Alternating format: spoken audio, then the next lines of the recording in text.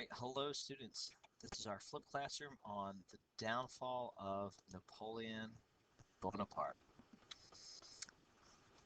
So in class, we talked about how Napoleon rose and became a enlightened despot, how he became a tyrannical dictator of France, but also how he upheld some of the achievements of the French Revolution.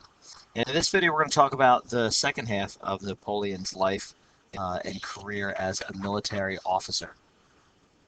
So we talked about Napoleon being the best military general of his time. He's up there with the ranks of Alexander the Great.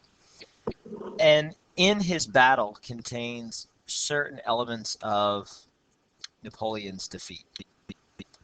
He's a very aggressive leader, and we've seen that his empire has expanded throughout Europe. Originally, several Europeans welcomed the French as a symbol of their end of oppression.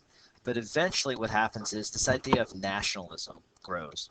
And this is a concept that we're going to spend the second half of the year talking about, because nationalism is the idea that people have pride in their own country, and people of a certain ethnicity or nationality believe they should have their own country. And eventually what happens is these nationalities begin small uprisings and revolutions against Napoleon's French Empire. So predominantly Spanish patriots attack Napoleon's brother, Joseph Napoleon, who's on the throne in France.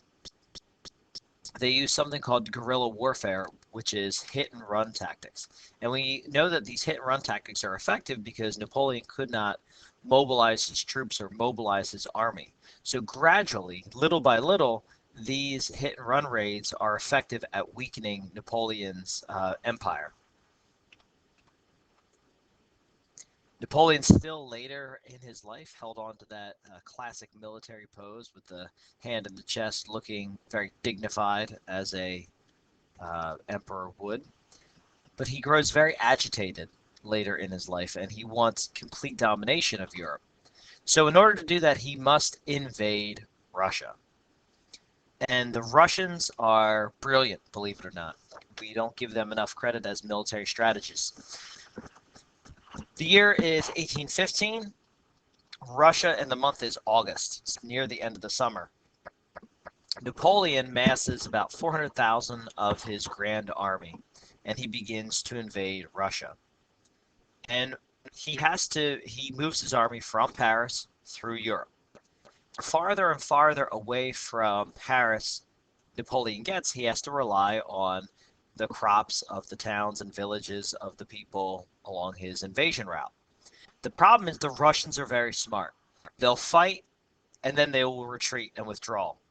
And Napoleon incorrectly thinks that he has the Russians on the run. He's defeating them, when in fact they're falling back, because the Russians realize that time and geography and climate are on their side. The Russians practice a policy, what's called scorched earth policy. And this is when the Russians leave a town or village or hamlet, they'll burn it down to the ground. So when the French troops arrive, there are no food or animals or supplies to be had. So by the time Napoleon's grand army arrives in Russia, ready to do battle, they're starving, they're out of supplies, and because Napoleon underestimated the Russian forces, he thought this was going to be a very quick military battle. And what happens is the war turns out to be a disaster, and the Russian winter sets in. And out of his grand army, only 10,000 soldiers remain. And Napoleon is forced to retreat across Europe. And it is a military disaster, which is surprising given the fact that Napoleon was such an astute military general. Here, a very famous painting of Napoleon leading his troops into battle, looking very confident at the start of the war with Russia, versus several months later when Napoleon is forced to retreat from Russia. And in this painting, it kind of captures the essence of Napoleon himself, is that he is forced to withdraw, he's forced to retreat, his soldiers are cold, beaten, tired, weary, And in particular, the horse. The horse looks like it's about ready to keel over and drop dead at any moment. The scene depicts the horrors of war.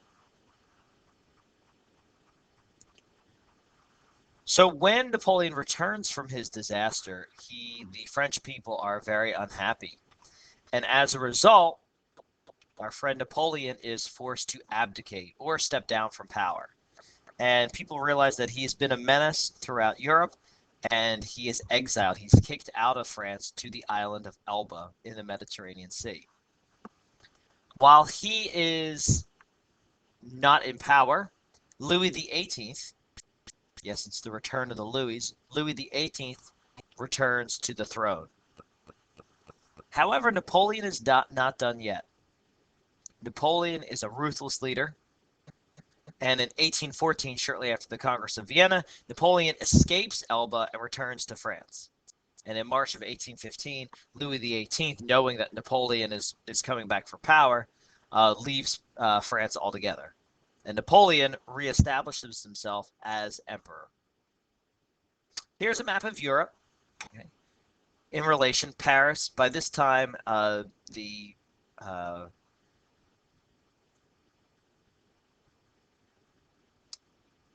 continental system had been established, and also the Congress of Vienna had reestablished the borders of many of the countries at this time in Paris.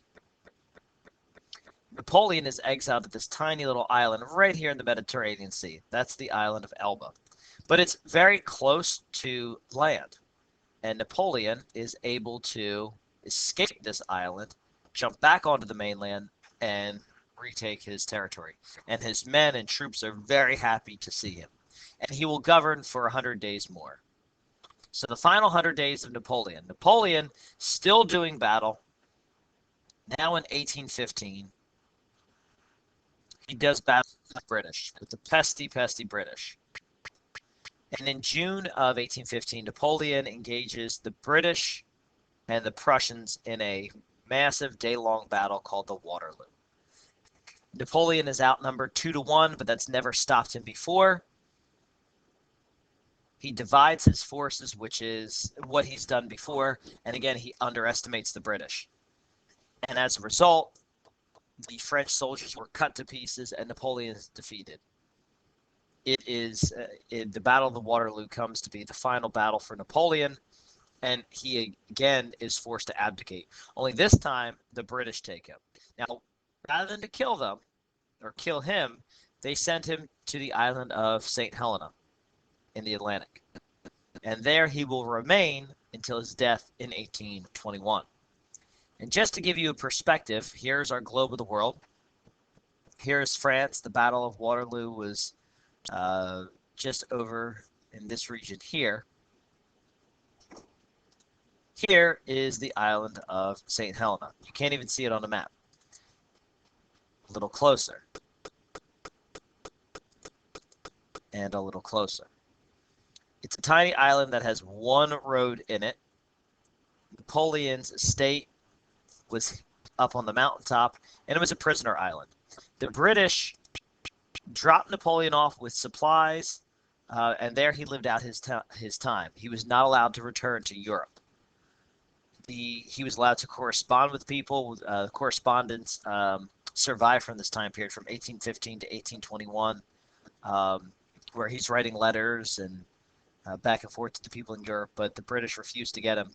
He finally grows sick, he grows ill, and he dies in 1821, and his remains are brought back to Paris, where he's buried in Paris today, and it's a very popular tourist attraction to go see the grave of Napoleon Bonaparte.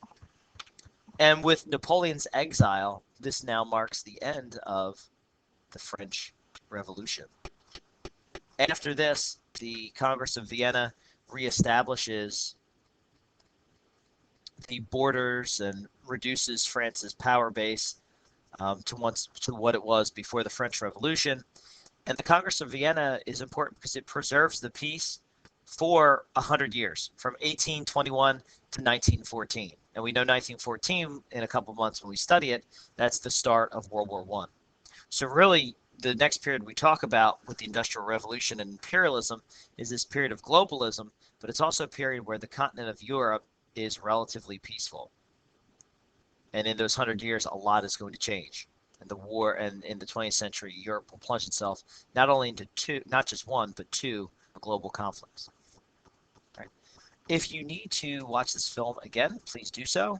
But make sure you have it done for our class next week.